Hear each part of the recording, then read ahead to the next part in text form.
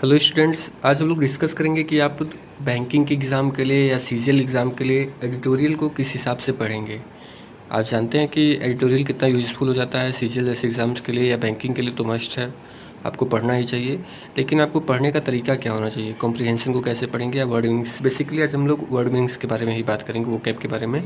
तो दरअसल आप जब द हिंदू का या किसी का भी, द हिंदू बेस्ट है वैसे, अगर इसका एडिटोरियल पढ़ना शुरू करते हैं, मतलब किसी भी एक पैरा को उठाए, किसी भी एक शॉर्ट न्यूज़ को उठाए, उसको पढ़ना शुरू किए, तो आपको जो भी हार्ड मीनिंग लगता है उसमें से उसको आप नोट डाउन करेंगे। ये काम आप खुद से भी कर सकते हैं या सबसे बेस्ट चैनल मेरे हिसाब से है नमीशा बंसल मैम का। आप वहाँ पे उनको विजिट करिए, उनका डेली एडिटोरियल का लाइव क्लास चलता है सुबह में, 1 घंटे के लिए आप उसको ज्वाइन कर सकते हैं। तो जैसे मैम नोट कराई वहाँ पे कोई वर्ड मीनिंग को, तो उसका मतलब आपको बताएंगे कि क्या है, साथ में उसका साइनो क्या होता है, एंटो क्या क्या है, मतलब आपको बेसिकली जो इंपॉर्टेंट साइनोनिम्स एंटो हैं उसको आपको नोट करा देंगी।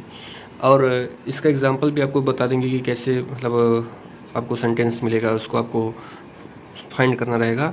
तो मैं ये मेन कहना चाह रहा हूँ कि आपको सिर्फ यहाँ तक, इस पोर्शन तक आपको नहीं रुकना है, क्योंकि इसके अलावा एक्स्ट्रा मैम जैसे वीक है तो वीक का सिनोनिम्स में मैम इतना सारा नोट कराई हैं। तो आपको इन वर्ड मीनिंग्स को भी नोट डाउन करना है। भले आपको लगे कि ये बहुत ज़्यादा हो रहा है, मेरे एग्जाम्स के हिसाब से मैं अगर 5-10 मिनट में ही इतना सारा वर्ड मीनिंग्स याद कर ले रहा हूँ, तो मतलब नोट डाउन कर ले रहा हूँ, तो उसको लर्न कैसे करूँगा आप।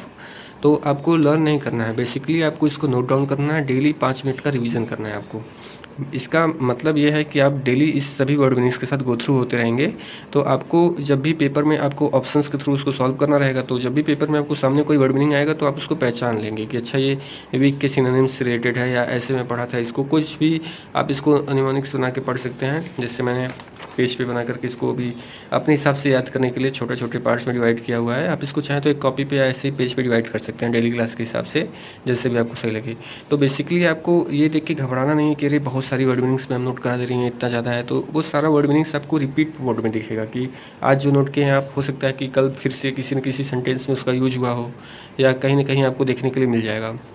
तो आपको एंटो और साइनो के साथ में जो भी इडियम्स एंड फ्रेजेस भी नोट कराएंगी मैम, आपको साथ में सब कुछ नोट करते हुए चलना है।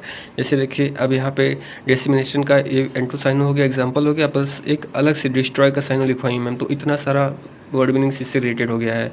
तो आपको इन सभी वर्ड मीनिंग्स को नोट करते हुए चलना है, कुछ भी इसमें से छोड़ना नहीं है, सारा कुछ नोट करेंगे तो आपको एक कॉन्सेप्चुअल क्लियरिटी रहेगी कि ठीक है, इन सभी मीनिंग्स को, मैं इतने सारे मीनिंग्स को देखा हुआ हूँ, तो पेपर में मैं उसको कर ले जाऊँगा।